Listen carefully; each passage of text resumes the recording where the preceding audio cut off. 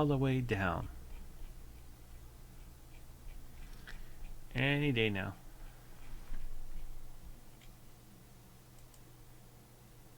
Okay, so next is the lock. And if it says the factory after that, then I guess I can just go in order.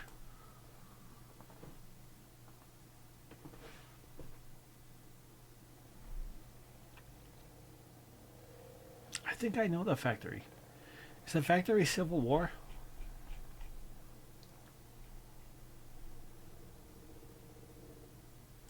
And here's the citation.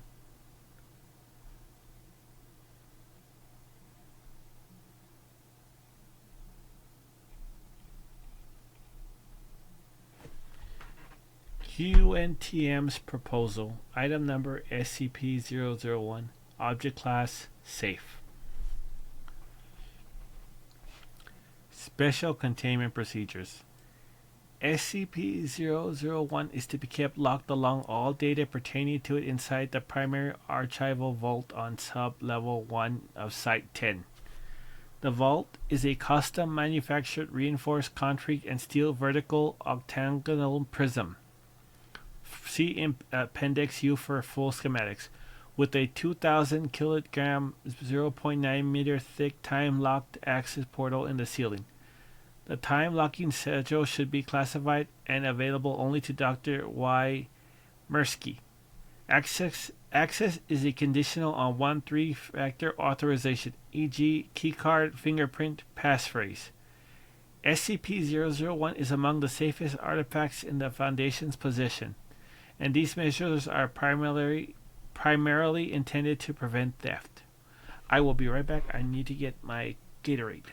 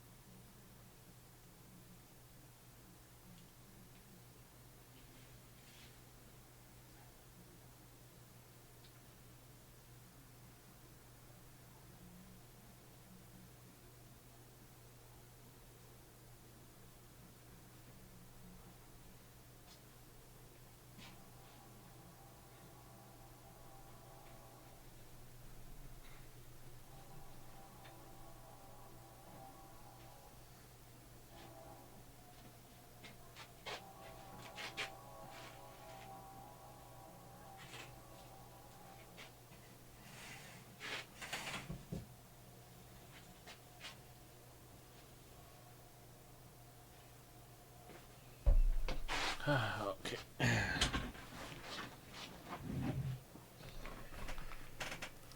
Okay. Sorry, I needed to do that, or else my voice would go, which has happened before. Description: SCP-001 is a smooth, black, perfectly ellipsoidal. I don't know how to pronounce this symbol. It's like a curly eyebrow. 15.1 centimeters by 15.4 centimeters by 16.5 centimeters. Onyx gemstone with a multi white pattern wrapped around its exterior, encompassing its equator and both poles in a complex and layered fractal filigree of gold metal. The gold is sculpted into broad strokes at what is now usually agreed to be the lower or south pole of the object. But with increasing latitude, the pattern becomes progressively more intricate.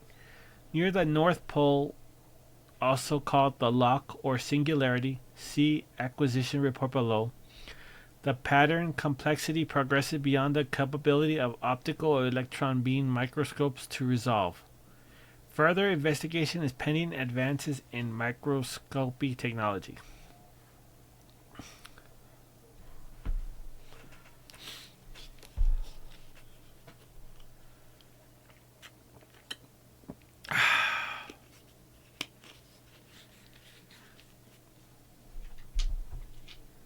The gemstone continuously emits a small quantity, curvy eyebrow 34.5003 to 34.5010 MW of thermal radiation in the microwave range. As a result, the gold filigree is warm to the touch. The white molted areas emit fractionally more radiation than black onyx areas.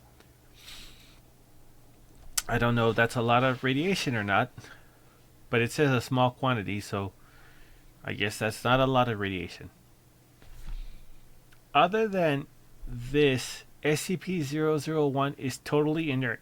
It is opaque to all forms of electromagnetic and hard radiation and so far indestructible. See log for Project Pluto below. Its onyx gold composition is guessed from visual inspection, since taking of samples for chemical analysis has proven impossible. Oh, okay. I was like, how do you know it's gold then if you can't destroy? Because gold is soft. Like you could break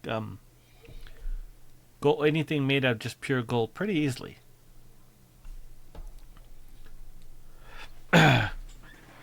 Project Pluto Master Log. The following experiments have failed to open scp-001. Conventional lockpicking. Who would have thought that would have failed? Brute force assaults with hammer, chisel, sledgehammer, bolt cutters, welding torch, bandsaw, etc. I mean, you're never going to make an omelet without breaking a few eggs. And you're never going to learn what yolk looks like without breaking a few eggs. Sustained heating to 5,000 degrees centigrade in industrial furnace. Artifact reflected all thermal energy did not increase in temperature. So no matter how hot it is around it, it's going to still be slightly warm to the touch. Direct application of industrial laser cutting. Squiggly eyebrow 160 kWcm squared. Concentrated on the lock. Artifact reflected all energy. Compression in vice, car crusher, hydraulic diamond, face press. All destroyed. Application of corrosive acids and other high oxidizing compounds. No reaction. Well, I mean, that's gold, right? Like gold, it generally doesn't react with a lot of stuff. Or is that silver? Or am I just thinking of like carbon? What would you use to shield yourself if you had to face an alien? Detonation of plastic and solid explosives up to 0.5 KT TNT equivalent at point blank range. No effect. Detonation of a 15 KT TNT equivalent atomic warhead at point blank range. Authorization granted retroactively by Dr. Miski. No effect. How do you grant authorization for an atomic warhead retroactively? Isn't that one of those things where it's like, no, you need to get it before or you don't do it at all? Project Pluto is to be immediately terminated. Dr. Hack. His name is Dr. Hack. Project Pluto is ongoing with full support of Foundation resources. Dr. Minsky. Dr. Hack. Who would listen to a hack? SCP-001 Acquisition Report.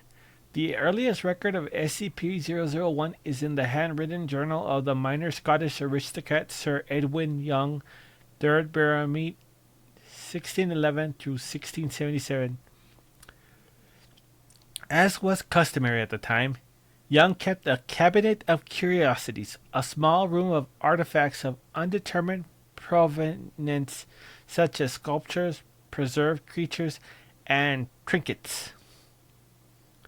Young's journal includes references to his acquisition in 1654 of a one-bound jewel of onyx and filigree gold, a fenif's beyond rational statement, while traveling across the Mesopotamian desert. The journal indicates that SCP-001 was found buried in the ruin of a bitter, blasted place older than days, or what Young took to be a temple to a fearful death god. SCP-001 was found encased in stone at the center of the 4 enormous runic stones. Young's journal includes a sketch of the most readable side of the most well-preserved stone, but he was unable to read the ruins or find a scholar who could translate them. Young's account of his journey to the location of the ruin is incomplete. It has not been located. Well, yeah, that's... I mean, he had to get it back to the Cabinet of Curiosities.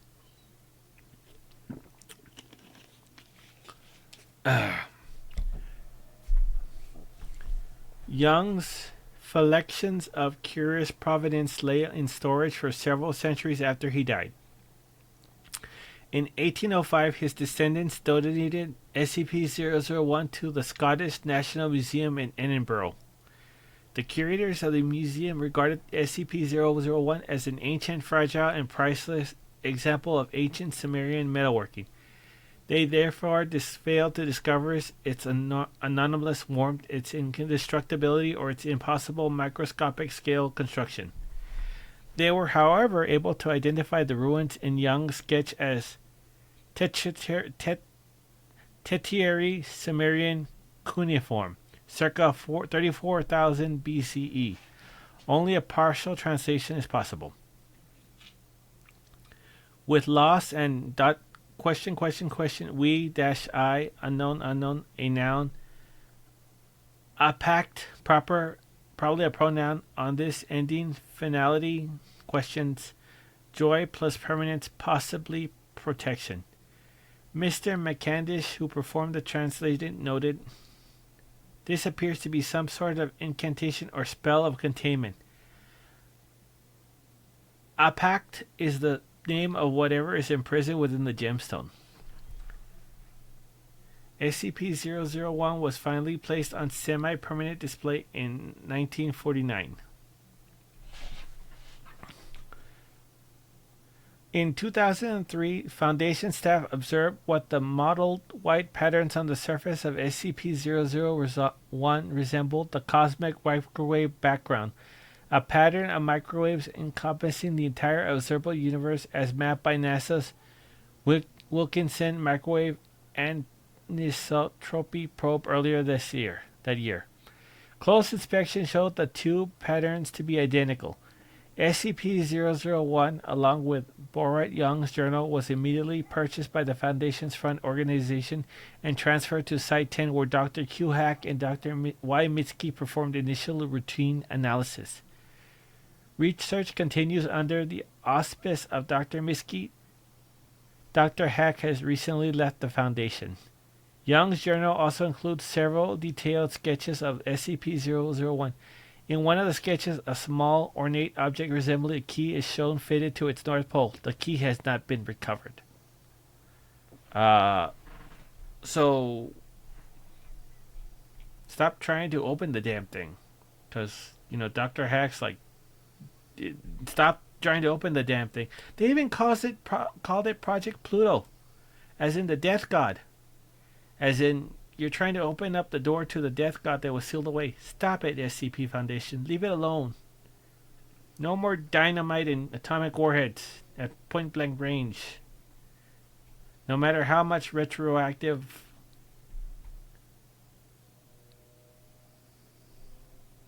permission you get. Stop it.